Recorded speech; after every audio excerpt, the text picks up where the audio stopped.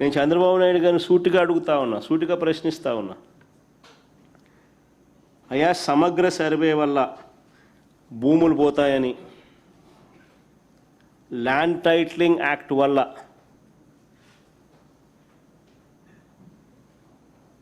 ప్రజల ఆస్తులు కబ్జాకు గురవుతాయని ఒక ప్రచారం చేసి ఒక డ్రామా చేసిన ఈ చంద్రబాబు ఇప్పుడు కేంద్ర ప్రభుత్వంలో భాగస్వామిగా ఉన్న ఈ చంద్రబాబు ఇప్పుడు పూర్తిగా యూటర్న్ ఎందుకు తీసుకున్నాడయ్యా అని అడుగుతా ఉన్నా. పూర్తిగా యూటర్న్ ఎందుకు తీసుకున్నావా అని అడుగుతా ఉన్నా. మా ప్రభుత్వ హయాంలో మేము చక్కగా సర్వే చేసినందుకు దేశంలో అన్ని రాష్ట్రాల కన్నా మెరుగ్గా మేము చేశాము అని కేంద్ర ప్రభుత్వం నుంచి 400 కోట్ల రూపాయలు మాకు రాయితీ వస్తే, మేము చేసిన పని వల్ల రాయితీ వస్తే ఆ క్రెడిట్ను తన ఖాతాలోకి వేసుకోవడానికి పడరాని పాటలు పడతా ఉన్నాడు. వాళ్ళు ఎవరు, వాళ్ళ ఎంపీ, వాళ్ళ మంత్రి, కేంద్ర మంత్రి, వాళ్ళ ఎంపీ పెమ్మసాని, ఆయన ట్వీటు మాట్లాడడం అసలు నాకు ఆశ్చర్యం అనిపిస్తుంది. ఆయన చంద్రబాబు నాయుడు నుంచి థ్యాంక్ యూ, అసలు వీళ్ళు మాట్లాడే మాటలు నాకు ఆశ్చర్యం అనిపించింది. అసలు పట్టాదారు ఇంకా మళ్ళీ అబద్ధాలు ఇంకా ఏ స్థాయి లేకపోయినాయనంటే పట్టాదారు పుస్తకాలపై QR కోడ్ ఆయనే తెచ్చినాడంట. అది ఇంకొక అబద్ధాలు. అసలు నిజంగా ఈ స్థాయిలోకి ఒక మనిషి ముఖ్యమంత్రి స్థానంలో ఉంటూ, ఆయన కన్నా నేను కొడుకు వయసులో ఉన్నా. నేను మా నాయన ఆయన ఇద్దరు సమకాలికులు. నేను కొడుకు వయసులో కూడా నాతో కూడా కాంపిటీషన్ చేయలేకున్నాడు. మా నాయనకైతే దేవుడు ఎరుగు.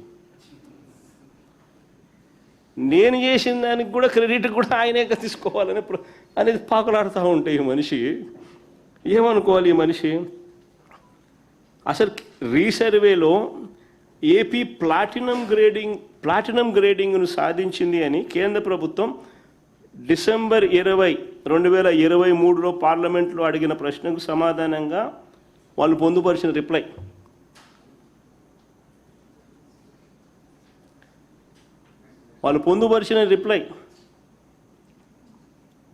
ప్లాటినం గ్రేడ్ ఆంధ్రప్రదేశ్ గవర్నమెంటు సాధించింది అని 2023 డిసెంబర్లో పార్లమెంట్లో అడిగిన ప్రశ్నకు సమాధానంగా వాళ్ళు పొందుపరిచినారు.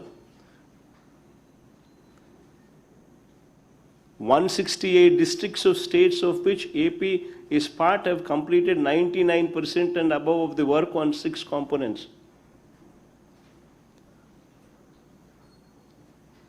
As per 23-24 annual report of Ministry of Rural Development Government of India, Andhra Pradesh is amongst the states that completed more than 90% of the work with respect to the following.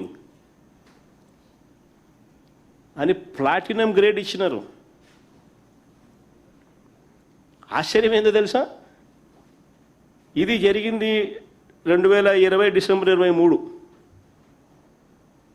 అప్పటికే అయిపోయినాయి అని చెప్పి వాళ్ళు ప్లాటినం గ్రేడ్ ఇచ్చినారు. ఈ 400 కోట్లు ఎప్పుడు వచ్చినాయి తెలుసా? ఫిబ్రవరి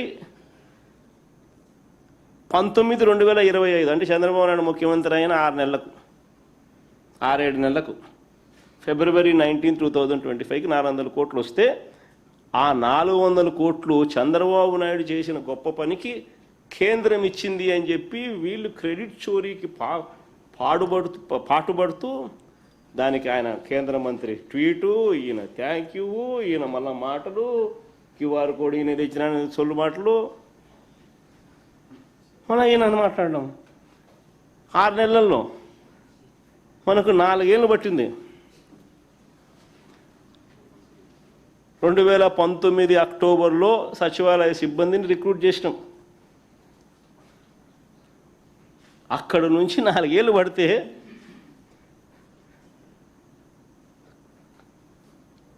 ఇది అచీవ్ చేయడానికి ఈ మనిషి 6 నెలల్లో ఆ క్రెడిట్ అంతా, ఆ 4 ఏళ్ళు వాడు చేసిన క్రెడిట్ అంతా ఈయన తీసుకొని ఆయన అండము, ఈయన థ్యాంక్ యూ చెప్పడము, మన దానికి అబద్ధాలు జోడించి బ్లాక్ చైన్ అంటాడు, క్యూఆర్ కోడ్ అంటాడు, మన్ అంటాడు, ఇవన్నీ ఏం చేసినట్టు.